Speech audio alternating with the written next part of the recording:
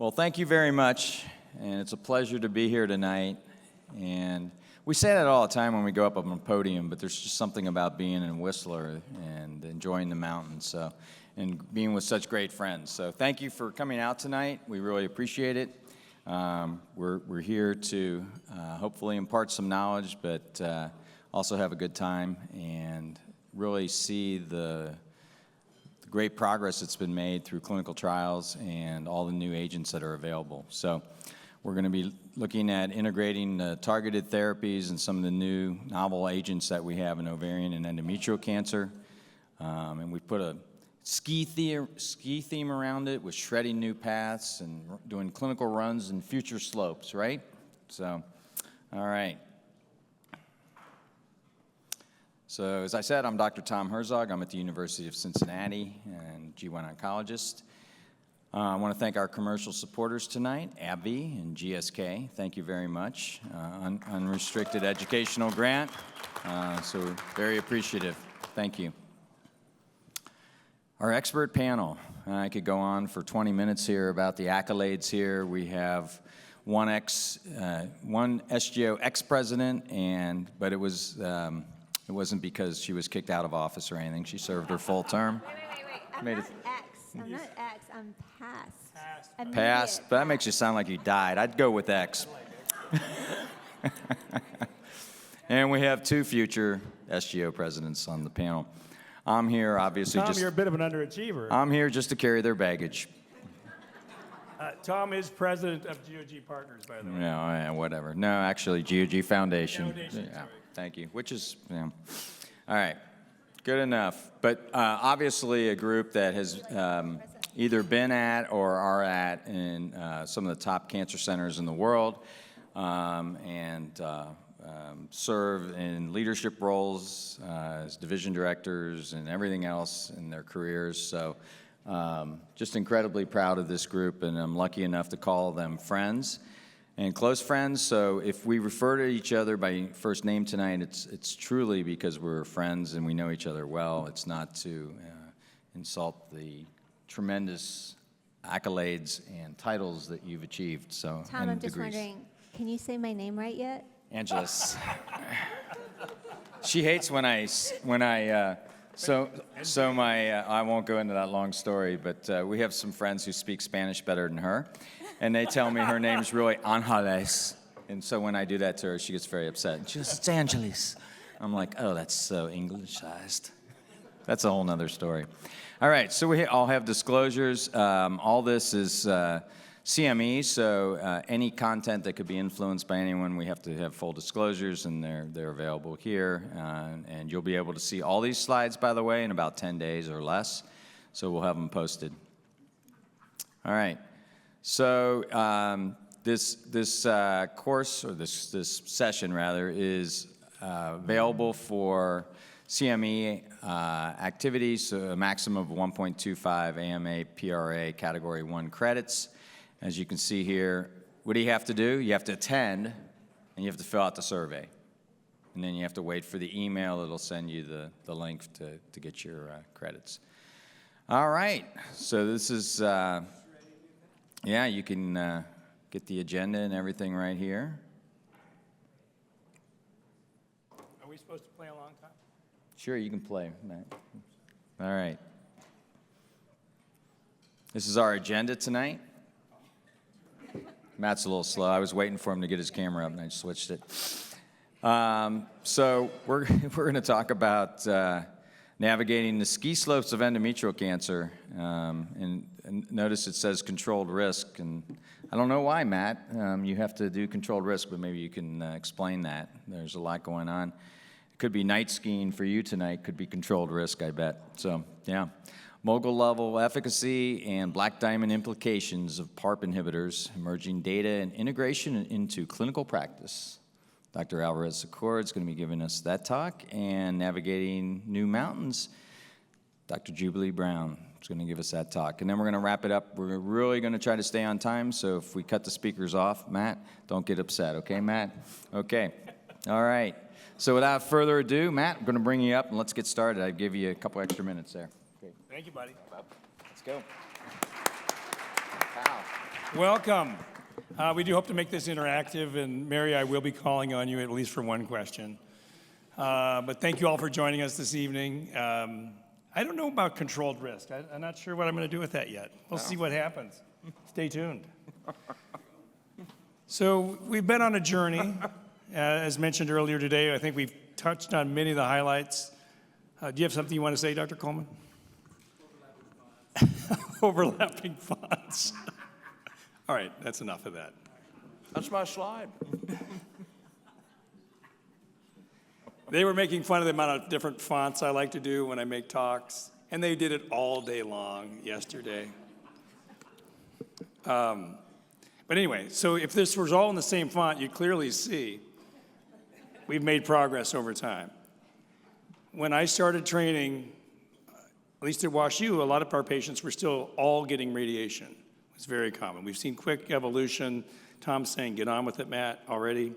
But we've learned a lot today in our morning sessions about P53, about MMRD, and how we treat these patients with polymerase epsilon we're learning, and the molecular era is really here. And I don't want to spend too much time on the specifics. Tom told me I need to hit the highlights of this morning's talks. Okay, is that right? Mm-hmm. All right. And leave time for interaction, remember? We have a great audience, and we great want to hear audience, from them. time for interaction. Yes, correct, yes. yeah. So GOG 209, I know was showed earlier today, but the only reason I want to show this is why did we include the patients that we did in GY18 and Ruby and DuoE? It's the people on this lower curve. These patients do horribly. And that was you have recurrent measurable disease, upfront measurable disease. These patients do poorly. 80% of them were dead within 5 to 7 years. And that's why those patients were put on those trials, and we made a difference. Now, it's a lot harder to show a difference when you look at patients that are treated adjuvantly. So this is the stage 3, mostly non-measurable in the upper part of 209. We do better, but we're still looking at 20 and 30% of those patients dying, so we need to make progress in that area. And I know we've gone over it quite a bit in the session this morning. We've made a lot of progress in understanding the molecular subtypes of endometrial cancer, and what I really think is Promise Plus, when you add HER2 to the story, we add TMB to the story. The tricky part is, what do we do for the majority of the patients we see? And the majority of the patients we see are actually those 3C1 non-measurable patients. And I'll touch on that a little bit as we go through this. A little bit about P53 mutation. There was a presentation by one of our bright young trainees, Dr. Vu, that showed us the concordance rate of IHC versus molecular staging, and has pointed out its usual concordance is somewhere in that 85 to 92% range. But what was really important is what type of mutation. And now we know if it's a gain-of-function mutation, there may be some unique properties to that. And from GOG86P, that gain-of-function seemed to be the highest predictor of which patients were going to benefit from the addition of bevacizumab. And why is this important? Well, we've designed a trial. This trial is hopefully soon to activate. It's a 3-arm trial led by Dr. Amanda Nickel-Fader and Dr. Michael Taboni, looking to challenge carbotaxol pembrolizumab with the addition of bevacizumab, or do all 4 of them like we do in cervical cancer. And one of the things you can think about is carbotaxol followed by pembro, similar to carbotaxol followed by lenvatinib pembrolizumab. So this is a fun trial that we've designed. It's going to be a little tricky to get it through all of our IRBs because getting it paid for is also a challenge. But it's our first attempt at a pragmatic trial, as when we don't have to do all the normal things we do when we put patients on trial. We're just interested, did the disease come back and how long did the patient live? We're not interested in a lot of the other small parts of worrying about the trial. The LEAP-01 study, how many people haven't heard of that? Anyone? Okay, so I could spend almost a little bit of time on LEAP-01. So this is lenvatinib pembrolizumab versus chemotherapy with carboplatin paclitaxel. And a lot of people say this is a negative trial. Well, actually, they both look about the same. It wasn't powered as a non-inferiority trial, but they're about the same. So you might have an option of using lenvatinib pembrolizumab instead of chemotherapy for those patients that want to avoid chemotherapy. We still don't know exactly the molecular subgroups here, so we're waiting to see how that may inform us. But wow, what a year, Tom. in 2 years. More trials in endometrial cancer than cervix, vulva, ovarian combined, right? Unheard of. We'll briefly go through this. Tom's saying, hurry up, Matt, you're kind of rambling. This is looking at the substantial PFS and OS benefits for the addition of immunotherapy to chemotherapy. And you'll see across RUBY, GY018, ATTEND, DUO-E, especially in that DMMR cohort, consistent hazard ratio differences. So these are home runs, guys. We should give ourselves a round of applause. The changes we've made when we look at now knowing the molecular subtype and knowing we can help these patients and actually cure these patients. These tails are flat on these curves where we are thinking we're curing these patients. Now, we're not doing as well for the PMMR population. In fact, we're just doing modestly better. And one might add, how many, for the proficient mismatch repair patient, how many typically give those patients checkpoint inhibition when there's, say, recurrent measurable disease or advanced stage measurable disease? Oh, so you're asking a good question. Wendell asked, what's the P53 status? So P53 may matter, and we'll talk a little bit about that. But why don't we quickly get to a case? This is a 54-year-old with stage 3C2, periodic lymph node positive disease, grade 3, endometrial cancer, proficient mismatch repair. No additional biomarkers were identified. HER2 was 0. No medical comorbidities, declined participation in a clinical trial, because obviously Tom would say, what about a clinical trial? So she declined participation already, Tom. It's all in the counseling, Matt. Wendell just got to there. What is P53 mutation status? And we're going to say it's wild type. So how do people vote? For giving pembrolizumab or dostarlimab? 1. Really? Okay. 2. I saw the late You saw hand. 2? Late hand. Okay. Late hand. How many, if it was P53 mutated, would give one of the checkpoints? All right, how many are here just for the food and drink? Oh, there you go. All right, that makes a little more sense. What about a HER2 positive, Wendell? What is that you're thinking? I know you're going to say I'm going to put her on GY026 because that's what Dr. Erickson told me to do, but since HER2 positive by breast criteria, we're going to say 3+. Yeah. Trastuzumab single agent or put them on trial? Oh, go with IO. All right. I know we have a long answer to that. We don't have time for that. All right. The tricky part of interpreting all these trials is what happened to these patients after they go on the arm they go on. And this is just a little example from RUBY. It's really tricky to know what happens with OS. I think if we look at RUBY, it did have the OS benefit, but also at the time it was hard to get checkpoint if you were on the placebo arm. So, but it does speak to giving that upfront at this time. I think I better move on before Tom gets mad at me. But we look at all the different histologic subtypes. It seems to work across the subtypes. And I think somebody was telling me, well, what about the molecular subgroups, Matt? Well, here they are. If you talk to med-oncs, they hardly ever see POLE, right? That's because it's almost never outside of the uterus. That's what we see here from a 1.25% rate of polymerase epsilon advanced measurable disease patients. Most of what we see is that usual group or NSMP group, about half of the patients. When we look at this, no surprise that the DMMR patients were benefited from the addition of dostarlimab. What was a surprise is what we see in the P53 group. With that hazard ratio being 0.55, and we look at the overall survival, same magnitude of benefit if you had a P53 mutation as if you did if you were DMMR. Now, you do much worse in both arms there, but this is why Wendell asked the question, what's the P53 status? So, how many people are adding PARP in endometrial cancer at this point? Oh, we got one in the back. Okay, that's a bold move. I like it. Anybody else? All right, do you work for the, I'm sorry. Yeah, so DUO-E and Dr. Weston, she might be a little sad to see only one hand, but there's a lot of work going, and we know these trials are maturing. And we also have RUBY Part 2, which is also the addition of a PARP inhibitor to checkpoint. And we're still learning how these trials are going. I think a lot of people that haven't voted or not sure how to vote We have PFS benefits, but we don't have that OS. Maybe that OS signal is still pending a little bit at this point. Here's the data. I forgot to tell you, we added that this afternoon.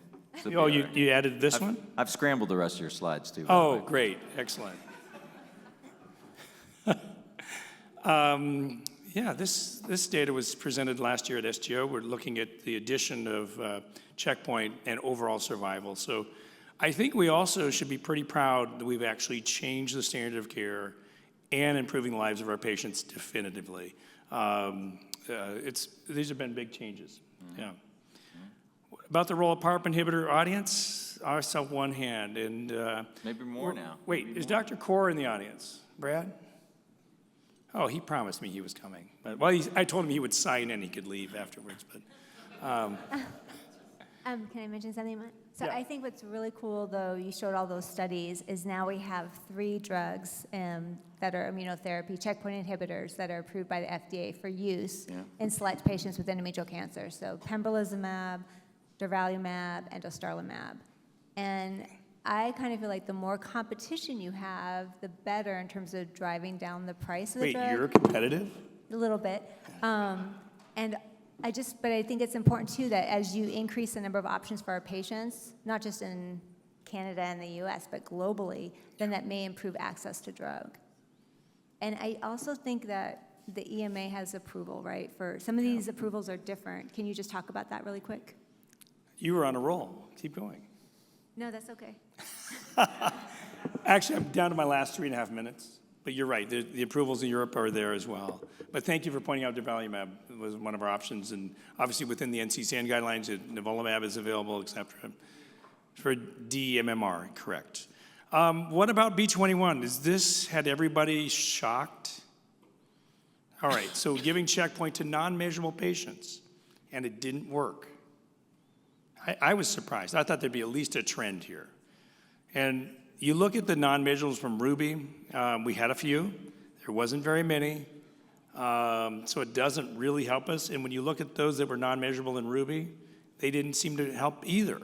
So it's in line with what we saw with B21. And where it's really just the DMMR cohort that had any benefit, and we may actually be hurting the patients that were PMMR. So put your brakes on if that's what you were doing before.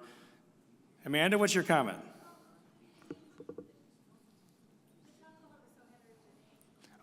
Heterogeneity, but it's a large cohort of 800 patients, Amanda. Oh, you ask good questions. I don't have all the answers yet. So more to come. Did you want to make another comment, Amanda? We can talk in the discussion. I'd like to hear more about that tumor heterogeneity. What's your thoughts are there? I think you probably have to have tumor present in order for this to work. But is measurability a biological construct? It's just, there's 381 patients with stage 1 disease, and so it was not powered to look at the outcome in stage 3C1 patients. So just food for thought. But you're right. There wasn't a compelling signal there. But G18 is the only trial that's really powered with the parallel cohort. Do you ever to remember really look at Ed that. Partridge? Yeah. What would Ed say about this? Gall, if something really worked, you don't need a randomized trial. What's that?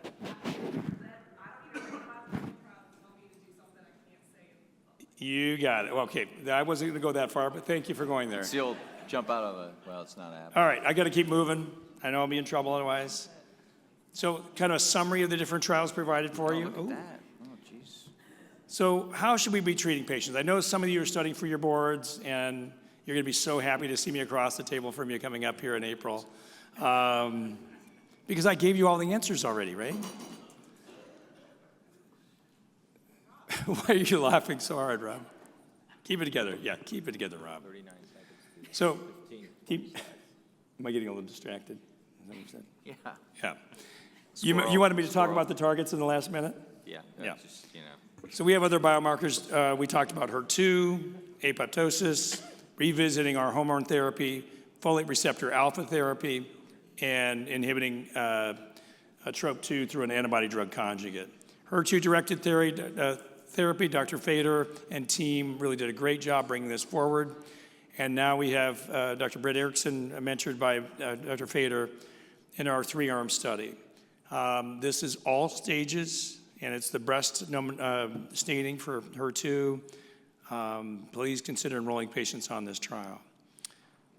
A little bit about hormones. Our patients are a lot larger than when we did this study, and that wasn't meant to be funny. I'm sorry. Sorry. You have to go hard. Please proceed. To proceed, all right.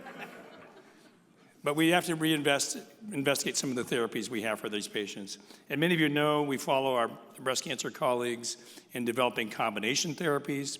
I think one of the things you don't realize is they typically keep the AI going and just keep adding to it. We have not done that within endometrial cancer, but some of the strategies we need to think about.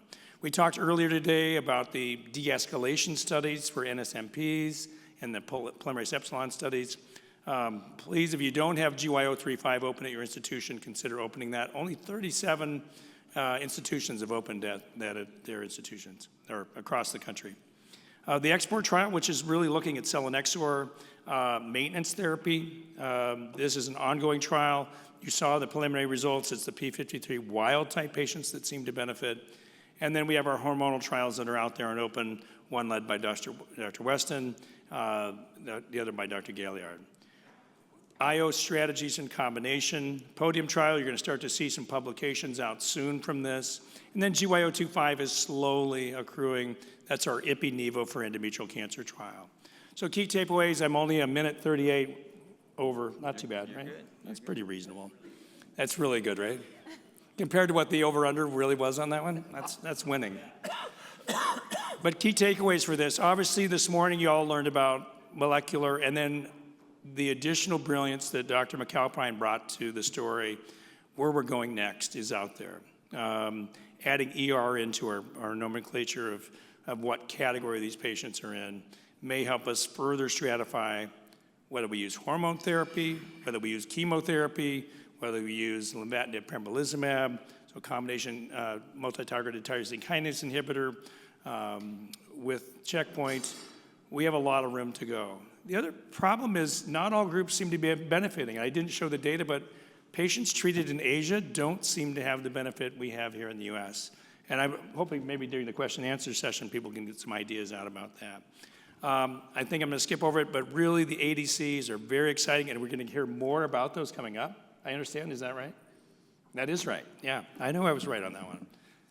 Let me stop there and get some questions. All right. Great job. Yeah.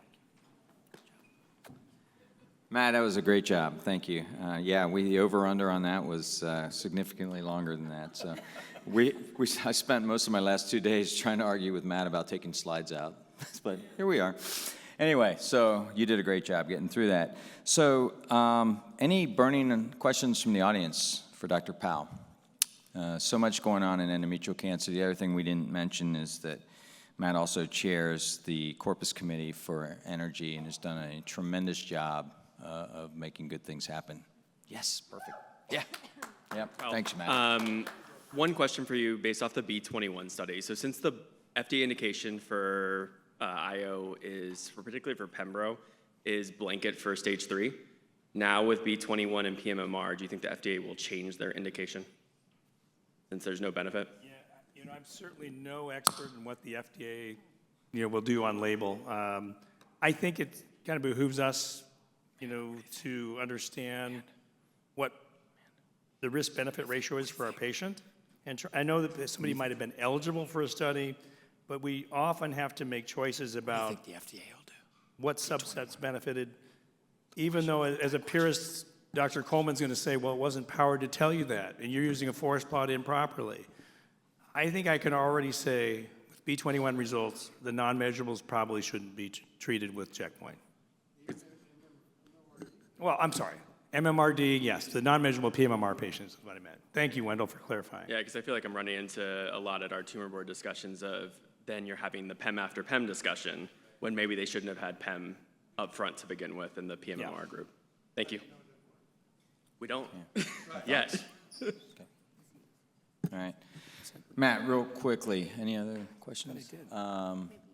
When you're designing the next trial for energy and you're looking at, say, a hormonal trial, how are you going to define ER positivity? Why, we saw some of that this morning, really interesting data.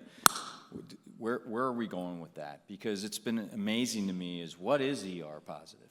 It's been such a big thing. Especially on GY035, we looked at, and a lot of this is all Jessica's work. I mean, when I say we, I was just in awe of the stuff she's doing.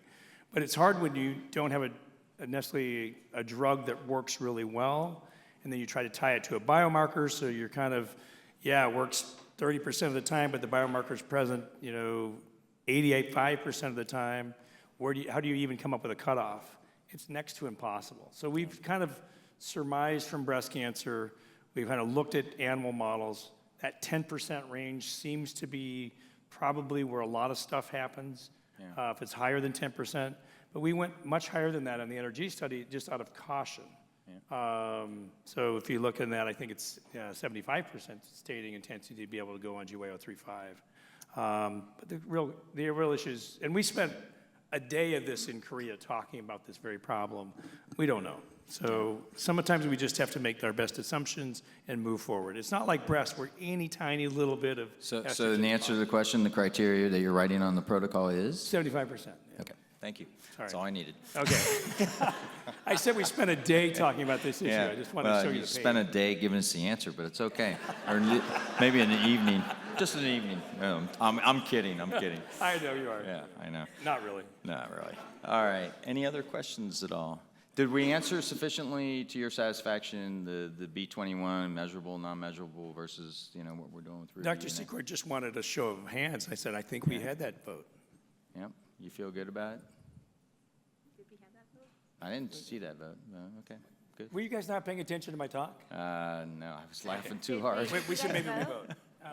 Was there ever a vote? So stage 3C1, PMMR, endometrial cancer. Who's giving pembrolizumab or other checkpoint for that patient? Based on the B21 studies. See, I think that's the same people that did before. That's it? I think there's just one. No, but the question was if they're DMMR. Well, that's, DMMR is a great I question. want to see. Yeah, because that's really the question. Oh my gosh, see, isn't that exciting? See? That's Because awesome. that's the question, really, is DMMR. Yeah. Yeah. All right, great. All right, we did that. And it gives me great pleasure to I'll try to stay introduce quiet during your talk. our next speaker, Dr. Angela Alvarez-Secord from Duke University, is going to talk to us about emerging data and integration into clinical practice for PARP inhibitors. There you are. Thank you. Can we restart my clock at 15 minutes since Matt went over time? Oh. Thank you. Actually, he did pretty good for like 100-some slides. All right. You took out half my slides. I tried to. He didn't listen to me. So it's so awesome to be here with all of you today. How many people skied today? Yay! How many people boarded? Any snowshoers? How many people just had a lot of fun? Yeah, the winter meeting's awesome. I love this meeting. Okay, I'm going to have to move forward here. This is a landscape in ovarian cancer, and oh my gosh, it has changed so much. In the 1990s, it was all about taxanes. Then it was about being really aggressive, super aggressive with surgery, IP therapy. Then it became the Bev years with anti-angiogenic strategies, and then PARP inhibitors. And in 2019, the world really changed. Anyone here in the audience at ESMO when those 3 studies were presented?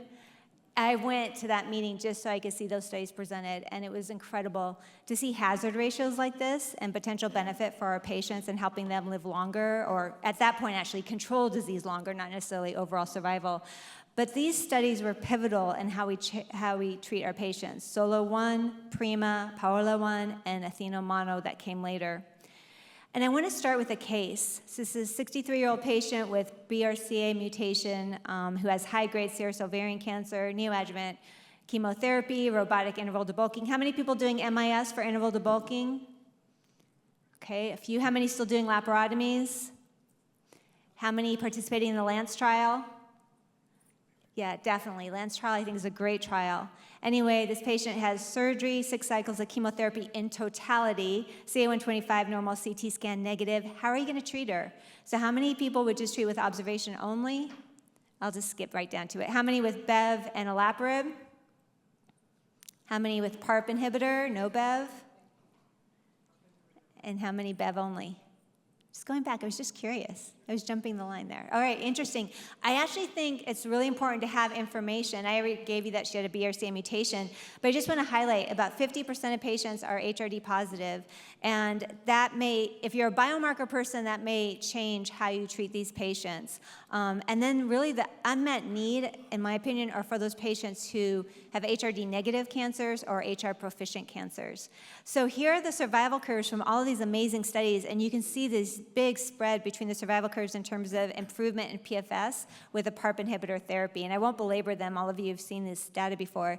And then we have the DUO-E study, which evaluated an immunotherapy plus a PARP inhibitor and showed a benefit with the addition of the PARP inhibitor with chemotherapy, and it was Bev plus minus Durva plus minus olaparib. That's a lot of therapies.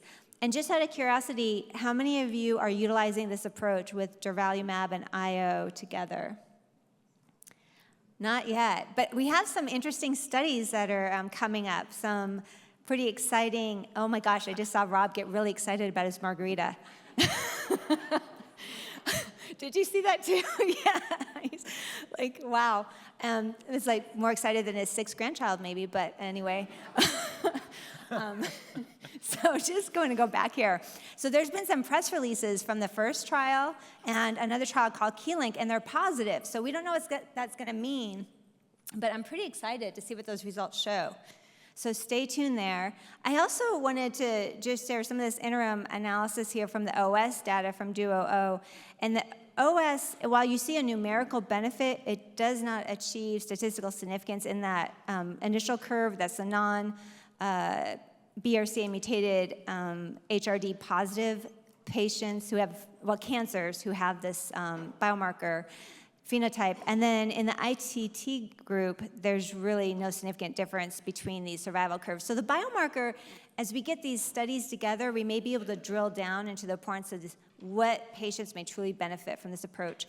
So another big question I have for you, and I'm just really curious, how many of you get the NGS testing as well as HRD testing and genetic testing? So just curious. So everybody who does all three? Okay. How many just do genetic testing and HRD testing? Okay, that's me. That's what I do. I'll be put it there. All right. And how many of you just do NGS only and then reflex to germline? Okay, I'm glad to see that because I don't think that's the right answer. How about the panel up here? How about you guys? What do you do, Tom and Jubilee? I do the wrong answer. Oh. I'm kidding. Thank God. And we do genetics and genomics. Okay, got it. But my point here is that the HRD is not the same as your NGS, which HRR is the homologous recombination repair genes. So you may have situations where your HRD is positive and they don't have a defect in any of these genes. So that's why I find it really useful to do them all. Okay, so this is the fun slide. Look how much improvement we've had. Ovarian cancer is still a killer. A lot of individuals die of this disease. I think this disease is really preventable. Imagine a world where everyone got BRCA or 102 testing. How many cancers you could eradicate. But the main point here is that we are improving in terms of the incidence of this disease is declining. Hopefully we're doing more opportunistic self-injectomies. I do think that looks very promising. And that the survival is improving. And so it's by incremental gains and continuing to make forward progress. So here's some fun pictures. And we went to Happy birthday, Wendell! That was happy birthday, Wendell. There's so many things to be happy about at winter meeting. So now let's move on. So this wonderful patient you've given her a PARP inhibitor for maintenance, and oh my gosh, at 5.5 months, she has a rising CA-125 and a CT scan. She has a pulmonary effusion.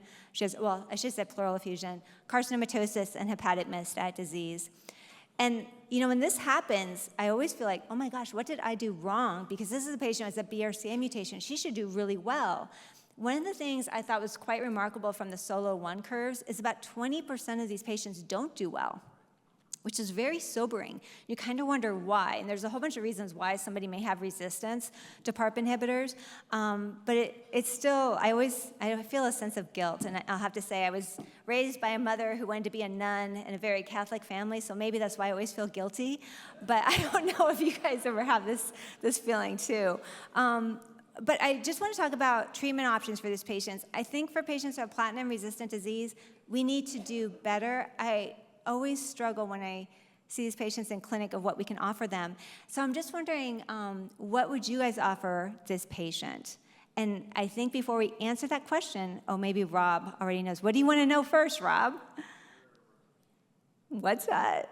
I just heard All right, I would... Oh, all the things there. Okay, I would get FR alpha testing, and this patient has a very high FR alpha PS2 score of 90%, let's say that. So how many are going to treat with mirvetuximab? Really? That's all? Really? Yeah, okay. Wait, I don't have that up there, Rob. Okay, so paclitaxel Bev is another really popular one. Okay, there you go. Trastuzumab deruxtecan, maybe that's coming. And then a clinical trial is always the right answer. So I'm just going to go through this very quickly. Thank you. Thank you, Becca. Fabulous talk, by the way. That was really great. So this trial was really interesting. I'm not going to belabor this too much because Jubilee is going to do a great job giving you this history. But essentially, mirvetuximab received accelerated approval from the Soraya trial with the finding that the objective response rate was 31.7%. And that's compared to the usual response rate here is 5 to 15%. So amazing response rate for what we typically see. And the duration of response was almost 7 months. So really incredible for this patient population. That trial led to the Miracil trial, which was confirmatory, and ultimately led for FDA approval. And you can see these beautiful waterfall plots. Matt, you're supposed to sit up here.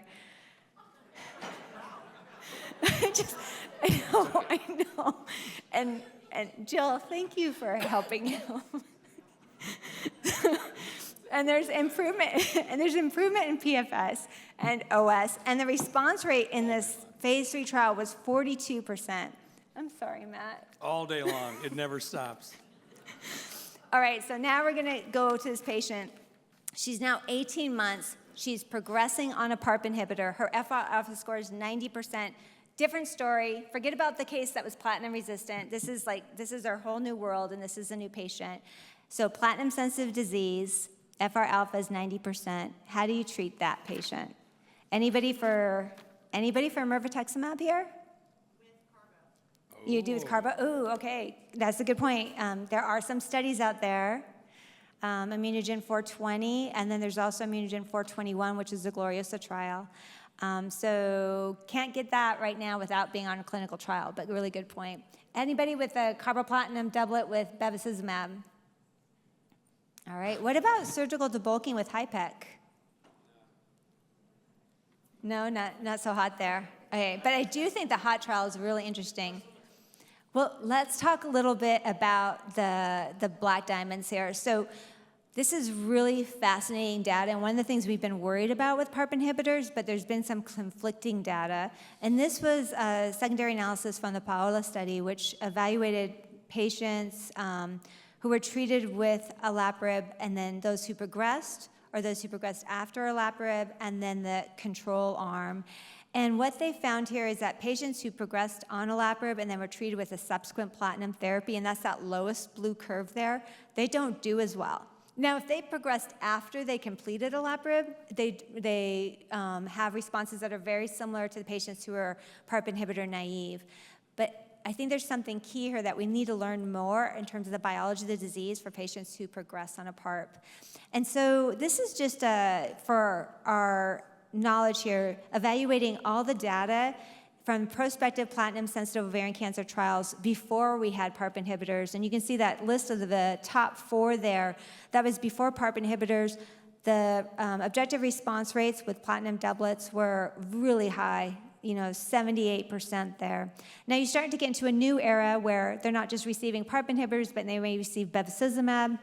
And that bottom line, Anita, was, and Adelante had PARP inhibitor rates greater than 10%, and also bevacizumab greater than 50%. And look at response rates. They're dropping pretty strongly, 60%, 40% range. Now look at this retrospective series, and the real-world analysis here, post-PARP, treatment with platinum reinduction, you have response rates ranging anywhere from 30 to 43%. So some red flags, and you see the PFS is also declining previously in the 7 months plus range to now 3.5, 5.5, 8.9 months. So what's going on?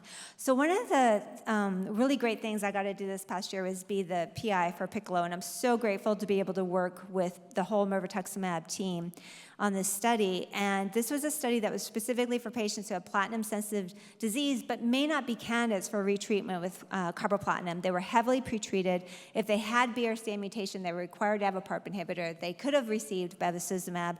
The primary endpoint was objective response rate. Key secondary endpoint was duration of response. And there were several secondary endpoints in there as well.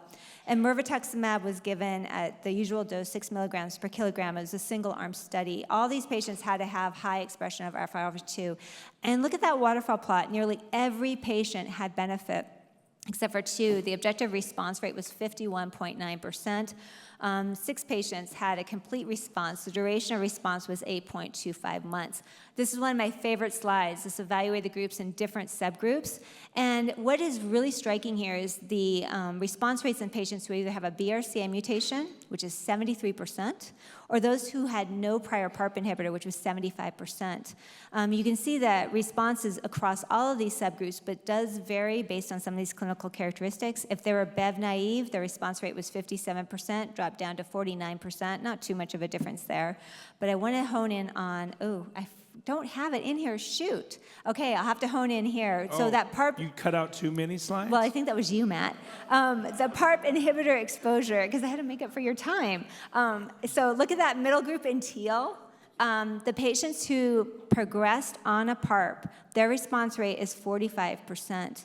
If they had received a PARP but hadn't progressed, it was 60%. There is a biologic difference here. And this is going to be really important as we design future trials. So I just want to end with this case here. This patient, BRCA mutation, 65-year-old that we already talked about. FR alpha is 90%. She progresses on a PARP. How are you going to treat her? Anyone?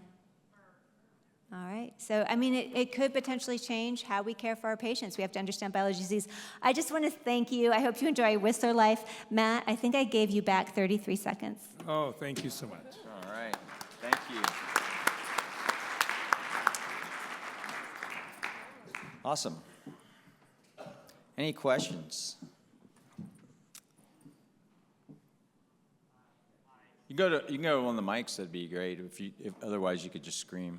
They all seem quite lost. Hi, great talk. I'm Tal. I'm one of the Gynecology Fellows here in Vancouver. So one of the things we struggle with here is that BC is a massive place. And so mirvetuximab, with its ocular toxicity, we were chatting about it recently at our Gynecology retreat, and we had no idea how we would go about actually caring for patients and screening them on a regular basis. So in the real world, what do you do? What do you see in your centers? How do you manage these patients and their eyes?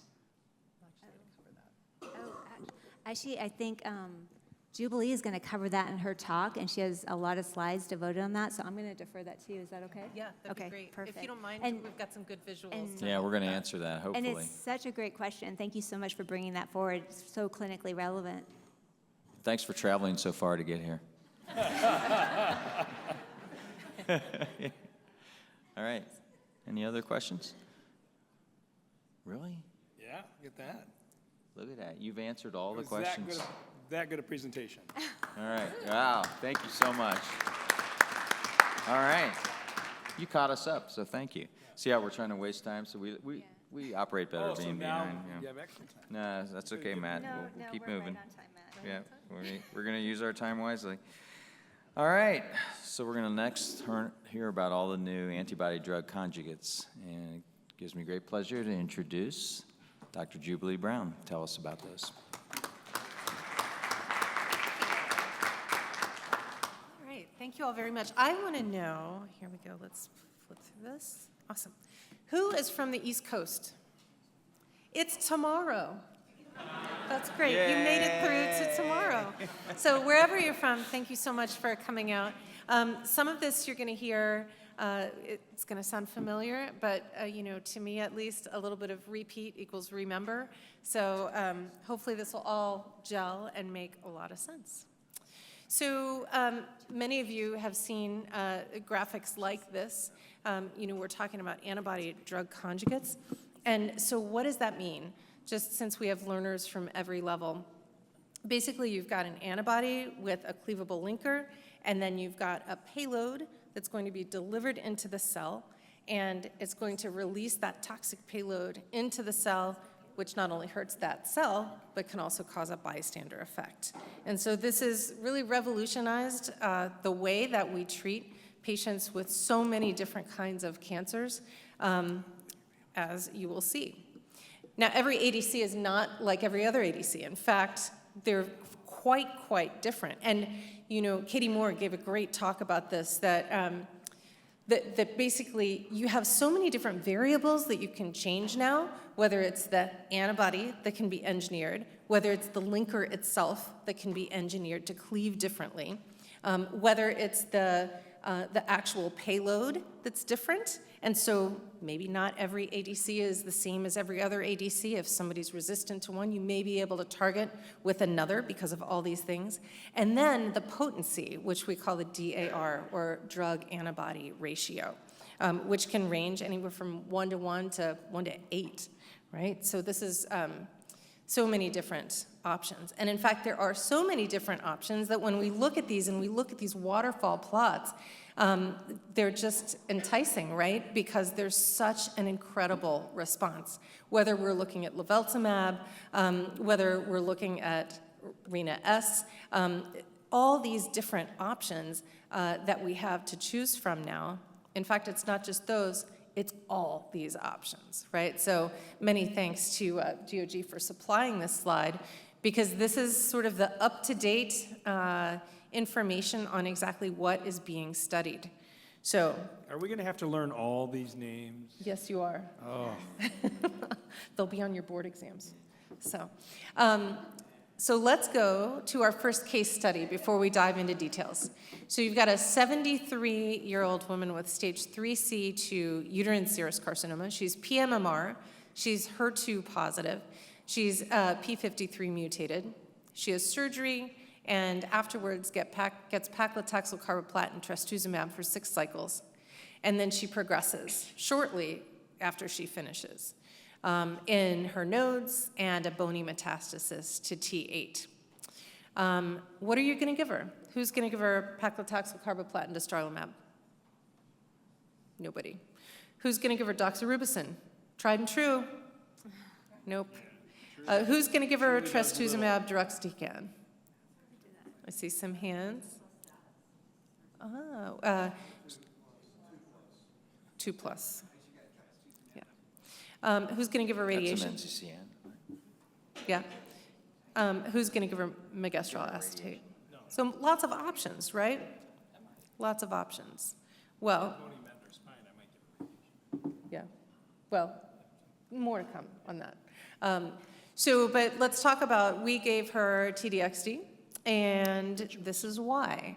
So when we look at TDXD for HER2-expressing solid tumors, everyone knows that has seen some of the details of this trial, the Destiny Pan-Tumor 2 trial, for patients who have HER2 overexpressing tumors. GYN, fortunately, was featured in this trial with a number of patients with endometrial, cervical, and ovarian. And sort of no matter how you slice it, whether you look at patients who had HER2 2+ or 3+, as you can see here, they were well represented across all the different GYN cancers. Very importantly, a number of these patients, especially with endometrial cancers, had already had prior HER2 therapy, and it wasn't, it was a variety of different types of HER2 therapy, actually. Also important is that we saw these responses even in patients who had been very heavily pretreated, and they had durable and deep responses, which I'll show you in a moment. Also very important on this table or graph to the right, lower, so let's look at endometrial, right? So you've got your first column, that's all comers, right? That's not HER2 1+, that's all comers. What you can see then is the 3+ and then the 2+. So I think that's really important. The next thing you can see in the box is the depth of response for all the GYN tumors. And it's true whether it's IHC 3+ or 2+ or heavily pretreated with multiple regimens. And this is regardless of PD-L1 or MMR status. So we see that this has really revolutionized the way that we treat patients who are HER2 overexpressing. Jubilee, Yeah. but what kind of staining are we supposed to do? Is it breast staining, gastric staining? I can't remember. Well, let's ask. Who thinks it's breast? Who thinks it's gastric? Yeah, it turns out it's gastric, Gastric, actually. Gotcha, okay. So, It's always so hard to remember that, yeah. Thanks. for me. Thanks for pointing that out. So, so let's change this up a little bit. Now we've got a patient, she's 68. She has stage 3C high-grade serous fallopian tube cancer. She has a history of DCIS, had negative genetic testing, but she has HRD. She underwent neoadjuvant chemotherapy with paclitaxel carboplatin for 3 cycles, then had an R0 laparoscopic tumor reduction, and then had 3 more cycles. She had niraparib and progressed, gemcarbo, had stable disease, then progressed, PLD-BEV for a long time with a partial response, and then progressed with peritoneal carcinomatosis. What would you do next? What more information do you want to know? Anybody? Come on. FR alpha, I heard? Yeah, I think so. So she was folate receptor alpha 3+. So if that's the case, 90%. So what would you give her? Paclitaxel carboplatin, topotecan, mirvetuximab, Bev, Rob would give her Merv and Bev. Merv and Bev. Right, Rob? Merv. All right, well, let's look at those differences. Okay, what I think is really interesting, Anil Sood once told me, anything worth remembering, you have to tell a story, right? And so I feel like that's really important. We have to know the story of mirvetuximab. So this all started with the Forward 1 trial. This was the initial randomized phase 3 trial of mirvetuximab versus investigator's choice chemotherapy. This did not meet the primary endpoint for PFS in platinum-resistant ovarian cancer, and it's because of the way that it was scored, right? So, and we'll get into this in a minute. But this was a negative trial.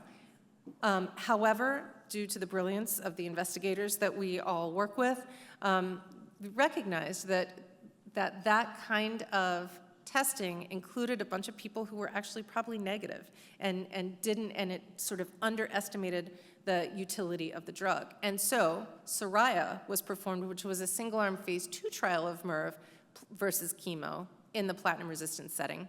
This used that 75% staining with PS2+ scoring. So basically, it selects your biomarker selected population, the people who are most likely to respond to the ADC that you're using.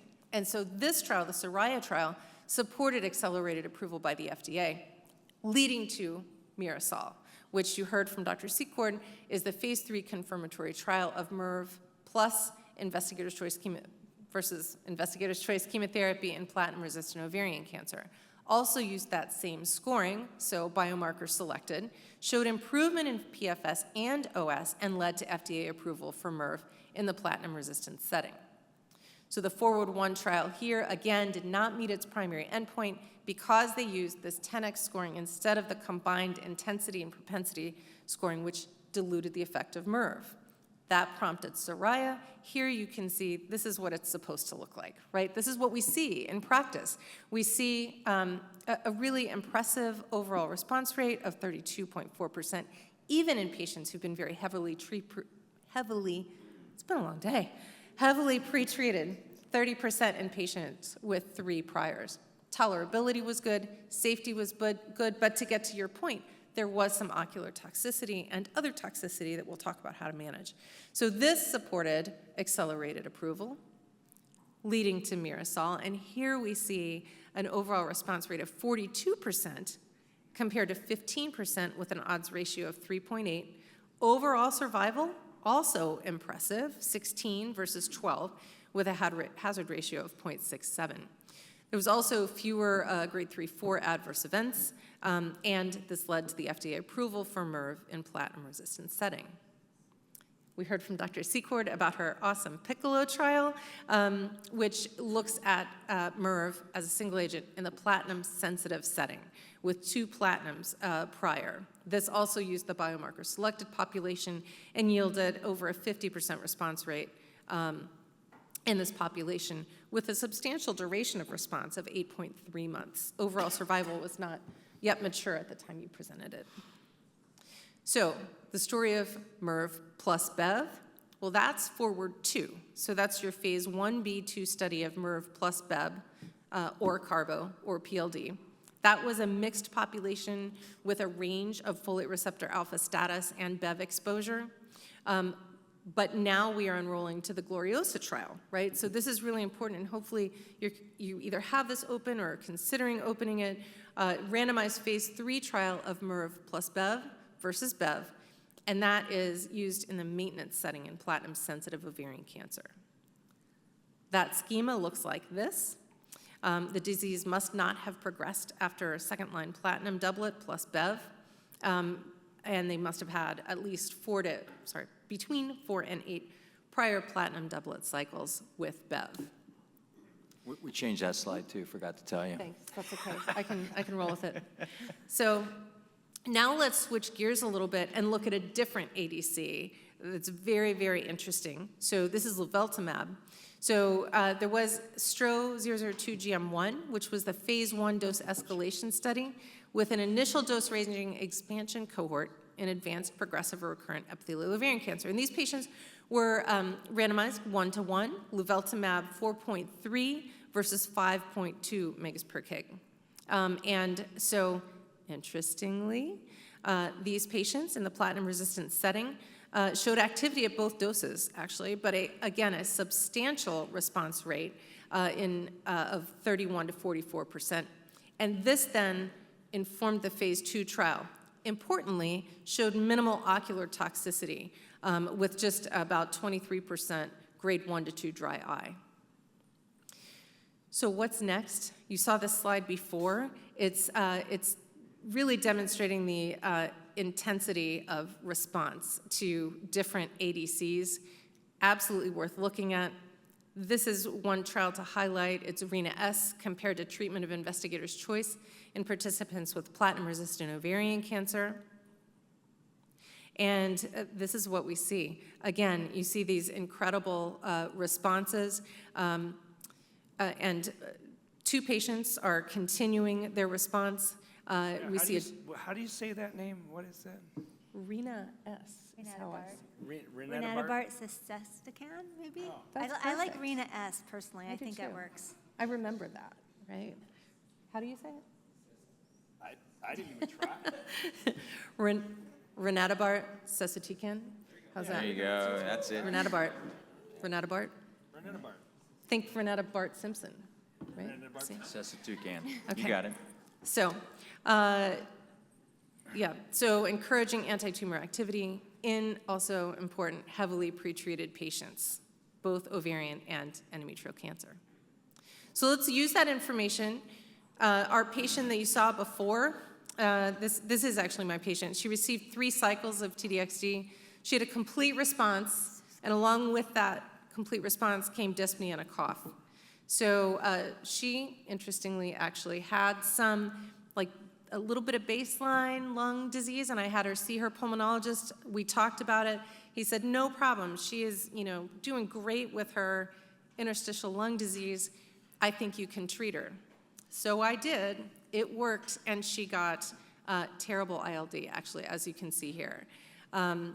So she sees her pulmonologist This was her CT scan. She needed oxygen. So what are you going to do for this patient who has these lung findings? Are you going to just continue the TDXD? No. Right answer, no. Are you going to treat with 10 days of doxycycline because it looks like pneumonia? No, you're not going to do that. Are you going to stop the TDXD? Yes. Are you going to give her steroids, or are you going to give her steroids and hospitalize her? Yes. Yes. The answer is like all guns. She didn't need intubation, but she definitely needed steroids and hospitalization. And so we get toxicities with ADCs. Why is that? It can be the wrong target. It can be unstable linkers. It can be massive immune responses. It can be the bystander effect. And here's the answer to your question. So actually, the recommended ocular mitigation strategies, this is actually abstracted from an ophthalmology journal. So it comes from the experts, right? So depending on the ADC that you use, guides the regimen that you should use for prophylaxis and for treatment. We've gotten a whole lot better at managing this along the way, right? And so when we started using ADCs, it was really scary, right? And we didn't know what to do. Now, it's just ingrained in the protocol. Our nurses know what to do. Our chemo coordinators know how to counsel the patients beforehand and during. And so what we see is that we do an ocular exam, so make friends with your ophthalmologist or optometrist. It doesn't have to be an ophthalmologist. You want to get a baseline scan, and with tisotumab vedotin, which of course we're not talking about for endometrial and ovarian, but you do that for cervix prior to each cycle. With MERV, it's every other cycle for the first 8 cycles, and then there doesn't seem to be any additional toxicity. Cold packs are used with tisotumab vedotin. You cover the eyes with cold packs for 60 minutes and start before using until 20 minutes after the infusion. The eye drops are essential, and I remember Rob Coleman talking about this early on, just that those eye drops, that regimen is incredibly important. Both the lubricating preservative-free eye drops as well as the steroid drops. Very, very important. You also can use a vasoconstrictor for tisotumab, but you don't need to do that for MERV. Patients should absolutely avoid contact lenses. And I think it's just really important to make sure that your patients have this in a handout, that it's in your protocol, whatever you use, and that everybody in your office knows this. Lung toxicity, different and bad, and I'm going over time. So with pneumonitis, important to know the grades of pneumonitis because that's what's going to guide how you treat this. And you're welcome to use these slides. Even I actually post some of these in my office. So basically, with grade 1, you're going to stop the ADC and monitor and give steroids, lower dose. If it gets to grade 2, you're going to stop and you're going to give a higher dose of prednisone. With grade 3, 4, you have to stop it permanently. Do not give it again. Don't even think about it. And if it's 3, 4, you should really admit the patient. Multidisciplinary team action is really, really important. If they improve, you do a slow taper over 4 weeks. If they don't improve, you bump up to the next level and really get your multidisciplinary team in. Hey, Jubilee. Yes. You know, one of the things that struck me out of this last summer's NRG meeting, this other Dr. Powell presented, the pulmonologist Dr. Powell presented on the findings on CT scans of the patients ultimately developed ILD.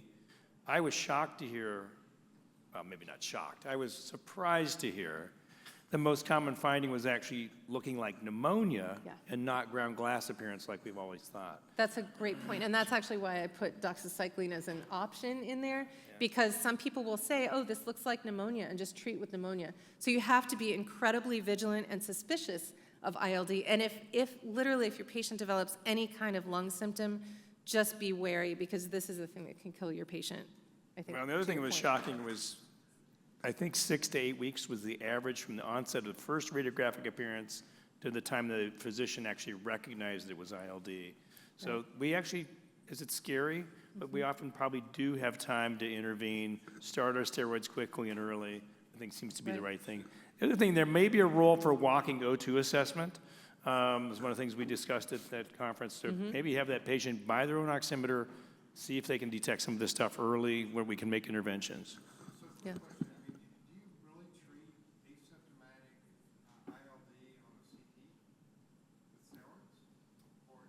I think the key is to be cautious because, this has a high death rate. So I am going to, when I say treat, it may just be I'm going to delay it, watch it till another week and see what happens. No, I don't know. I don't know that you have to treat. I might delay them a week and see what happens. If it's that asymptomatic, yeah. But I'm not the expert here. I'm sorry, it's Dr. Well, Brown. no, I mean, that's, I'm not a pulmonologist, right? But I think what the data says is manage, stop upon suspicion, grade 1 to 2, stop until fully resolved, grade 3 to 4, stop permanently. And yeah, I mean, I think steroids are given based on grade of toxicity. Jubilee, I think you said it really well. It's multidisciplinary care, and do not hesitate to reach out and call your pulmonologist. I had a patient who complained. She's this really fun, we all have these really fun patients, right? And she's really like a spark plug, I would say. And she complained, but also was trying to minimize her complaints. And so I thought, let me just go ahead and get a CT scan and see if I can get the pulmonary folks. We do e-consults now. I'm sure you do at your site too. I was shocked. They called her and admitted her the same day. She looked fine in clinic, but this is not something you mess around with. And I'm not an expert in this at all, so reaching out to your pulmonology colleagues and working with them closely, I think is really important. Yeah, thank you for that. That's great. We can also have other types of toxicity. That is pretty straightforward, actually. Things you can do, and especially in trial design, optimize the dose, adjust the dose, supportive treatment. We can do treatment delay or discontinuation. You can actually co-dose with antibody backbones. I'm not familiar with doing that personally, but it's in the list. And always also make sure that you evaluate for heme tox. So with that, I will hand it back over to Tom. All right. Thank you so much. You do get best dressed. That was wonderful, yeah. Let me give you your glasses back, too. Oh, yeah. Those are real important. Yeah, that's how she knows you're so handsome. All right. I looked through them, and I've never seen anything like that other than like going to one of those funny places at an amusement park with the mirrors and stuff. I'm kidding. All right. All right. Questions from the audience. We really want to hear from you. What are the big questions? Yes, Yeah. please, come up to a mic. Yeah, don't be shy. I have a mic. Yeah, I'm No, the worst no, nightmare. I'm a troublemaker. I with was the mic. pointing to the gentleman behind you, Oh, but go ahead. Okay. But please, go ahead to the No, I mic have a so you're question. ready to go. No, you go ahead, Wendell. Okay. Thank you. Is GOG 026 protocol now going to be amended to include gastric IHC? Did Dr. Erickson ask you to ask that? Well, can you repeat the question, actually? Where is Britt? I don't see her. GY 026, is the protocol going to be amended to include gastric type IHC for HER2? Oh, yeah. No, we won't change it. We don't know if gastric's better. It probably is. But once we started with breast, we'll keep it breast the whole time to keep it simple. But it probably gastric's better when you think about the way these cells stain. It probably doesn't affect that many cases, honestly. It's been adopted as the standard. Yeah, it's just been adopted as a standard for breast cancer. We don't know what predicts endometrial cancer. Gastric was just easy. It probably makes sense as you see how these cases stain. So I just asked It's a little more promiscuous I in terms asked my of letting pathologist people to on do there. both. There's data on Yeah, that. I asked my pathologist to actually give me both scores. But really to get trastuzumab, pertuzumab, 2i026, it makes sense to use the breast. For TDXD, it makes sense to use the gastric. So Great. we actually have our pathologists do the breast because they're really used to doing the breast scoring. Matt's absolutely right. We don't know what's better. Is it breast? There's also endometrial scoring, but that's based on breast, and then the gastric. So to make their lives easier, they do breast on everything. If the patient's not a candidate for TDXD based on the breast scoring, they'll reflex and do gastric for us. Wendell. So my question is, why are we doing eye exams in asymptomatic patients for mirvetuximab? Because I don't know that I've ever acted on an asymptomatic patient regardless of what the eye exam shows, and I think it's ridiculous that we have to do this, actually. I think it just reassures the patient and that there's This is reinforcement of them financial. using their Patients drops. are Yeah. delayed, It is ridiculous that we do this. I really don't know why we do this. You could stop, Wendell, it's fine. If you don't like your patients that much, it's okay. No, seriously. I mean, is there No, any I think you're- proven benefit I think to you're eye exams probably and right, nerve but it also keeps the patient using their drops. So I don't know if I would be too quick to stop somebody looking in their eyes. Can I say one thing while we're waiting for the next question? I know Dr. Katie Moore is not here today, but I just want to give her huge props. She really saved this drug, and it is so beneficial to our patients. So if you see her tomorrow, just thank her for her recognition that they didn't have the biomarker right. And maybe ask Well, her the about- credit also goes to the company. They recognized the difference in the scoring system. They went back and did that data. It was a team, but Katie was certainly a big part of that. Yeah, you're absolutely right. All right, Wendell, I think you're absolutely right. I think that as we get more data, hopefully we'll be able to take more data. This is where you get into pragmatic trials and so forth. But if we can take more data to the FDA and show them that we're secondary thing by the ophthalmology Yeah. that was included post-op. Yeah. I think it was self-serving. Notice how you used I in there, but E-Y-E, eye serving. Wendell, do you do echoes for liposomal doxorubicin? No, and you were pretty early on, you stopped doing that, I remember that. Because you actually looked at the data and said, it doesn't seem to hurt things, so you stopped doing echoes. I Yeah. think the same thing will happen. as Unless we they've had previous Yeah, doxorubicin yeah, for breast exactly. No, no, cancer. caveats, Remember we're saying, that yeah. subset. But the same thing's going to happen here. I think as we have more and more experience, we'll look back and say, it happened 1% of the time, Yeah. and we'll probably slow down on doing it. But I think as something's new, especially if it's new to a practice, it's new to the nurses, being more vigilant and doing the eye exams, I think is appropriate. All right. Any other questions? Everyone's, Is anybody wondering why I got interrupted so much during my talk, but nobody interrupted you two? Well, okay, so do you want the story? Please, Dr. Coleman. Actually, we actually are out of time. It's been so wonderful to have you all with us today. Well, we went through rehearsal, and Matt was first, and the first thought was, when we saw his 115 slides, is that there's no way he's going to get through this in 15 minutes. So we tried to gently... but he was, he just gets confused with log scale, Well, 15 minutes, 150 slides. We Sure. tried to gently encourage him I had 25 minutes. to reduce his number you of didn't. slides. We- Anyway, it's an inside joke. He did a great job. You did a great job, Matt. Awesome. And we're just had funning lots each of other, help. you know that. We love each other, so it's not, nothing mean-spirited, I hope everyone knows that. Can we thank our moderator for the evening? No. Thank you, No, Tom. thank you. And you guys, we have to thank the whole GOG staff, Jenna, Yeah. Corey, the whole team that was here. Thank you so much for putting this together. Yeah, thank you so much. Yeah, an incredible staff, and only two folks here, and they've been doing so much stuff, including getting GOG fellows formed together and everything else while all this is going on. So it's been an incredible 2 days. So, and really want to thank the audience. I was just going to look at this. It's 14 and a half hours since this first session started this morning. So 14 and a half hours, and it was just like people finally looked at their watch and went, oh yeah, it's about time I usually go home now, so I guess that we can leave. So Hey, Tom, yeah. on the East Coast, it's Jenna's birthday. Happy birthday, Jenna. Yeah! Woo! Happy birthday, Jenna. And we'll be sure to do something to you tomorrow to commemorate that. We had a case in here. I'm not going to do it. Please, just give me 1 sec. So we had a case in here. I was worried the audience might be moribund after all the activities of today, but of course you over-delivered as you always do. So thank you so much, and we truly thank you for joining us tonight. So we're not going to do that.